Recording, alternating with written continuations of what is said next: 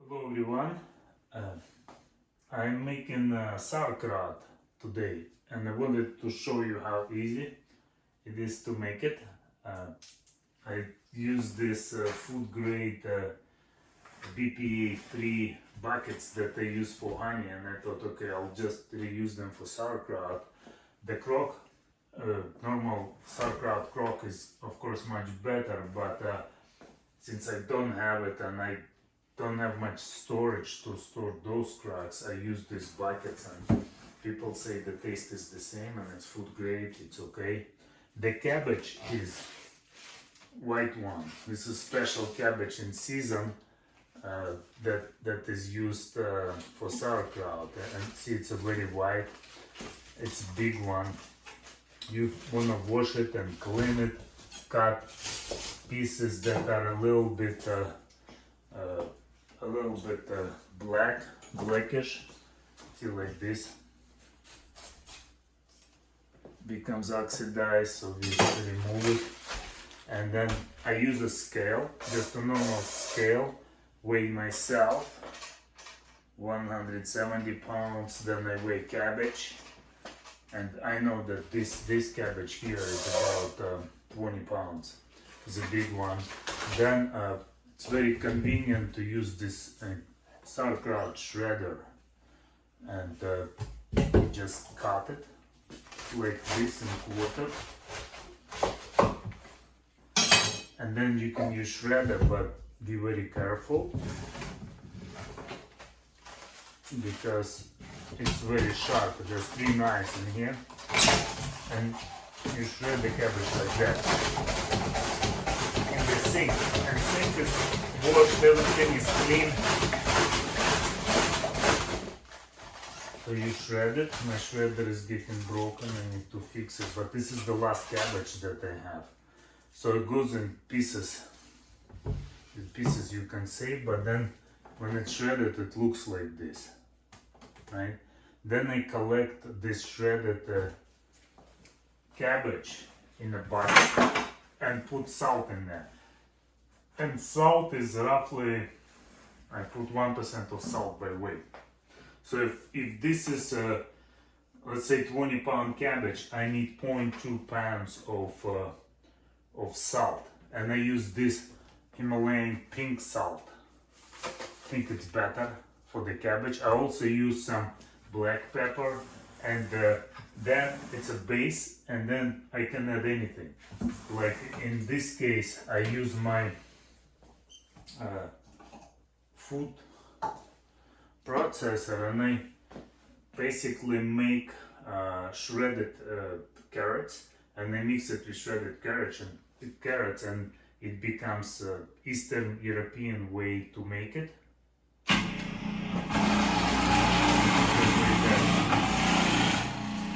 So I shred this.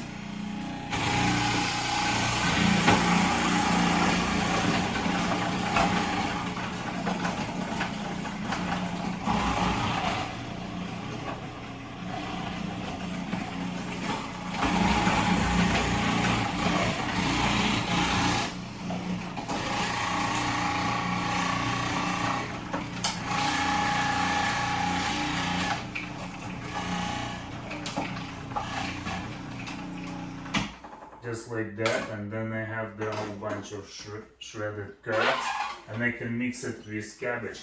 I save big leaves, like this big leaves here,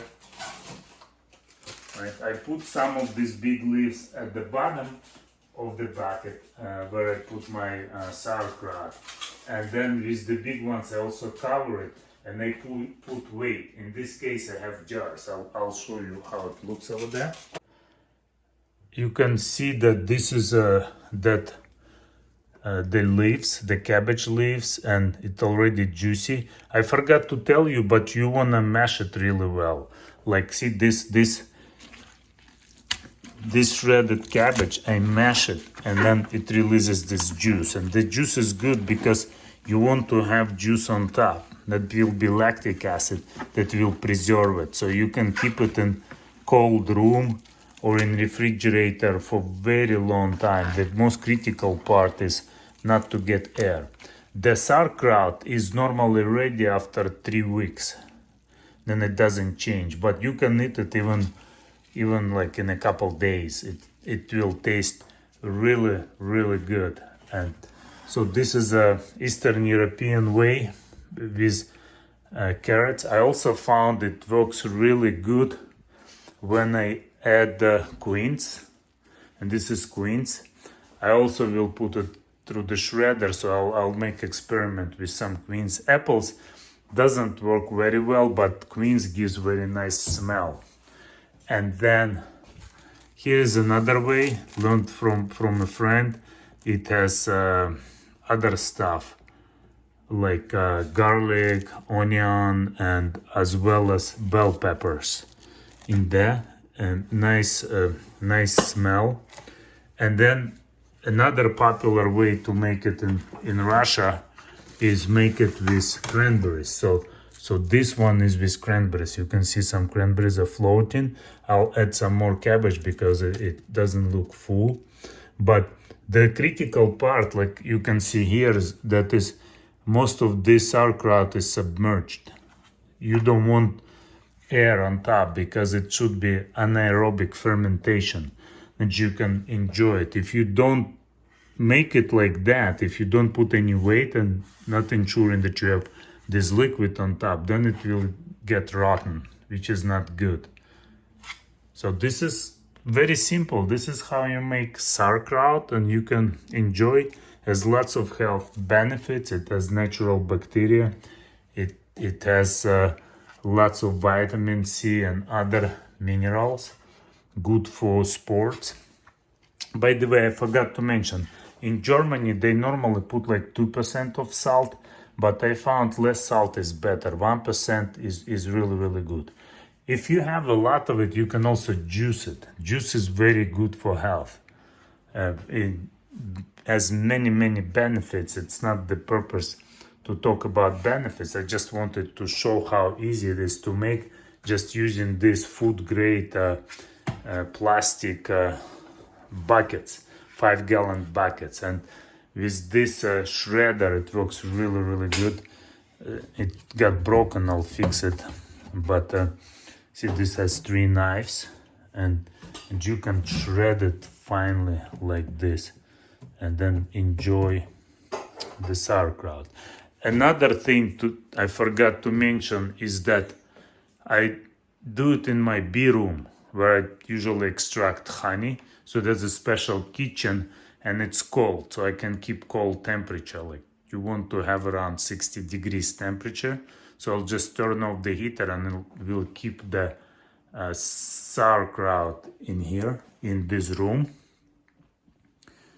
And also it generates lots of a smell. Like it smells really not so good. So if you do it in the kitchen, it will smell a lot. You want to bring it somewhere where it has good ventilation, because when it gets fermented, the smell is not really pleasant. But after it's done, you can eat it, and it's very tasty. This one I finished yesterday evening, and it's already has this a little bit of acidity, but it's of course too early. Like what I found, even in 5 days you can eat it in it, and it's very tasty. So to summarize, the key ingredient, cabbage, has to be white. It's much easier to juice, to press it to get juice out of it, than the greener one. It's a special sort of cabbage that you can see in stores, in farmer stores in fall time. You want to clean it really well, like remove this black parts here. Sometimes you see it. Then you shred it, put 1% of salt, mash it really well, and then put your additives. And you can put whatever you want. In fact, in the last batch, I'd like to put some crushed chili peppers, just to get some better flavor, as well as I want to put some caraway seeds. Also gives really nice smell. Even if you don't put any spices, just salt and cabbage, it still will be good and great for health. This is almost done, showing the final touch. Instead of water in this jar, I put some sauerkraut, the cabbage, and it will be fermented in the jar, and then the rest will be fermented in this bucket. I also covered it with plastic to prevent any insects coming here, so, or dust.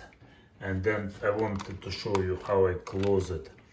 I found this perfect, these are the leaves, maybe put leaves on top.